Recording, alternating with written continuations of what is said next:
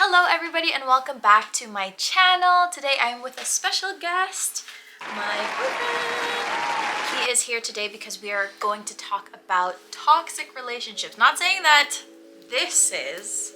We have a splash of perhaps. It's not our fault. It's not our fault. Today we are going to talk about why we get into toxic relationships and what we can do about it. If you are new to this channel, hi, hello, my name is Vero. I talk about how you can glow, grow, and thrive after toxic relationships and trauma in your life. So let's start healing together, and don't forget to subscribe for more videos like this. I was about to do the joke, but don't do it. Okay, so I bet you all are wondering, why do you get into toxic relationships, or why do you feel like you continue to get into toxic relationships? So we're going to go over this topic in 3 parts. If we end up expanding the topic, don't mind us, we just like to talk a lot. So the very first question that I have here for you, my good sir, is why do you think people get into toxic relationships? The reason why people get into toxic relationships, 95% of the time, there's always miscellaneous reasons and stuff like that that don't apply to this, but a vast majority of the time, it's going to be because they were involved in toxic relationships when they were young, when they were children. That leads them to repeat those toxic patterns that they were taught when their mind was still super malleable. Inevitably, those are just some things that you're going to find in relationships that you have going forward, and it's not always a bad thing, as long as those people are willing to work through those things and willing to fix those things about themselves. To echo his points, I completely agree. The pattern of toxic relationships do truly start in childhood. So whatever your earliest caregiver, whatever the form of that is, a parent, an older sister, a grandparent, whatever kind of toxic traits or toxic patterns they have shown you as their version of love is what you are comfortable with. You will tend to gravitate towards partners that have that sort of characteristic because deep inside of you, that inner child is drawn to what was comfortable, what you were raised by, what your example of love is. We lead into the next question. How can we heal from these kinds of relationships and try to break these patterns if we think inevitably we're just going to be attracted to the same kind of people?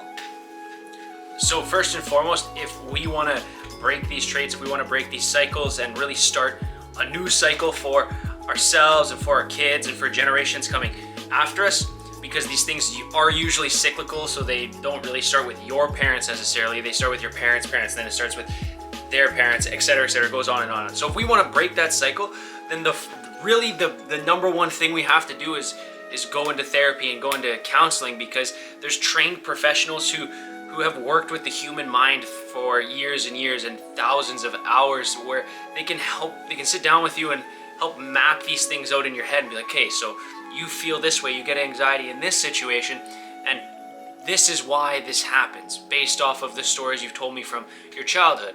And sometimes there's going to be stuff locked deep down inside that you're not going to realize has been stored there, that the counselor or the therapist can really help you dig deep down and discover. You didn't realize you were feeling certain ways because of things that you didn't know were inside that were all affecting your subconscious, if that makes sense. Just being aware that you even have these patterns is the first step and is one of the biggest steps to recognizing how to break these patterns. So just realizing that you are in this loop of getting yourselves into these kinds of relationship is already a huge part of your healing journey. It is sort of like that initial step to be able to take all the other important steps moving forward. I've done this myself personally, where I felt like I could heal myself, or I could just find the answers on my own, act as independent as I could to be able to heal all this trauma in my life. But I spent 2 years kind of delaying proper healing for myself, and although I did build myself up to a bit more of a resilience, it still wasn't enough to fully dig into the core of why I was getting into these patterns and why I was developing these traits, as well as falling into relationships that weren't necessarily good for me. So being able to go to a professional and understand that there are parts of yourself that you haven't fully unlocked that you aren't even aware of. Yeah, therapy is extremely helpful to be able to aid in your healing process. A question that I have for you, sir, and I will answer as well, is do we ourselves have toxic traits? Nope. Yeah. And see. So I'll start off. I think that I have a tendency to get into my head. I have a tendency to get very negative just growing up around a sort of figure that likes to criticize my every move, makes it feel as if everything I'm doing is wrong. So I do carry that paranoia of thinking that I'm misstepping everything I do. I tend to feel like things aren't good enough, and that does bounce off and reflect into my partner, being very hyper vigilant about little micro things like the tone of his voice, thinking that maybe he's upset about something. Just that sort of like lack of trust in my own self. It's something that I continually try to work on, and especially growing up with it for so long, exposing myself. And I definitely have, I mean, everyone has some sort of toxic traits about them or personality traits that maybe aren't as desirable as others. And for me personally, I think a big one is I was raised in, like her, I was raised in a very negative household. There wasn't a lot of personal growth or aspirations to grow, and both my parents weren't the healthiest people emotionally. And so as a kid, I went through a lot of criticisms from not just my parents, but perhaps a lot of family members as well. And not everything was bad. Like there was good criticism there, but to the point where I wasn't able to handle criticism a lot growing up. And now I find myself being overly critical of others, herself included, at times. Like she mentioned her issues with people being critical before, and so that's kind of where, that's one of the places where we connect, and we also we communicate about it and work through those things. Everyone carries around toxic traits about them, and it's all about knowing those toxic traits, and it's all about admitting you have those things, and it's all about being willing to work on those things with a partner, because you're never going to find someone who's perfect, and you're never going to be perfect. And so you have to find someone who's going to accept these toxic things about you, and you guys have to work on them together and be like, okay, I recognize that I do this, and you recognize that you do that. We have to call each other out sometimes. We have to talk about it. We have to communicate about it and be like, why are we acting this way? Why are we saying these things to each other? It's a process, and it's a journey, and it takes a lot of effort.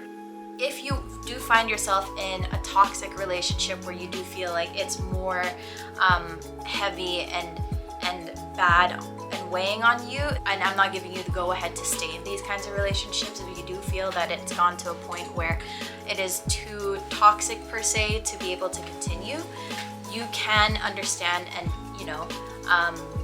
know that you do deserve something better than that. And maybe it doesn't necessarily work out right now. Maybe you still need to heal a little bit more. Maybe they taught you a huge lesson in life that you can take away from it. There is opportunity for it to turn into a really healthy relationship. So any questions, go backs, feedback? You deserve to be loved, but just because you deserve to be loved doesn't mean you don't have to put in the effort to be loved.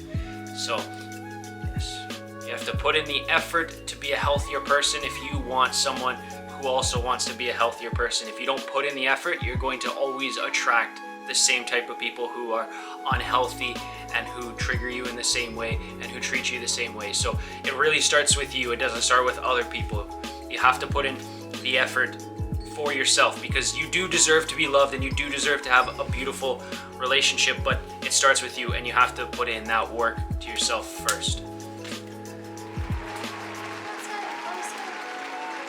Thank you guys so much for watching. Like and subscribe if you like this content. I will see you guys in the next video. Have a good day. Bye.